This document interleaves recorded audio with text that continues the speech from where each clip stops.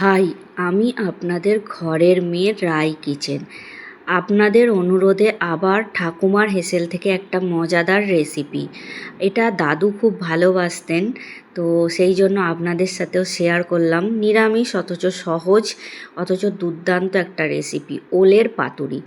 প্রথমে ওলটাকে সেদ্ধ করে নেব, সেদ্ধ করে নুন পাতিলেবুর রস মাখাবো, আর সর্ষে পোস্ত কাঁচা লঙ্কা একটা পেস্ট বানাবো। সেই পেস্টটাও এই ওলটার সাথে মেখে নেব। সর্ষের তেল দেব আর কুচানো নারকোল দিয়ে ভালো করে মেখে, যে পাতায় করতে চান, বাড়িতে যেটা পাওয়া যায়, ছাঁচি কুমড়ো বা লাউ, যে কোনো পাতার ভেতর ওই পুরটা দিয়ে ভালো করে মুড়ে কড়ায় অল্প সর্ষের তেল দিয়ে শ্যালো ফ্রাই করে নেব মুচমুচে করে। তার সাথে গরম ভাতের সাথে সার্ভ করব। দুর্দান্ত লাগে খেতে। একবার বাড়িতে ট্রাই করবেন, কেমন হয়েছে অবশ্যই আমাকে জানাবেন।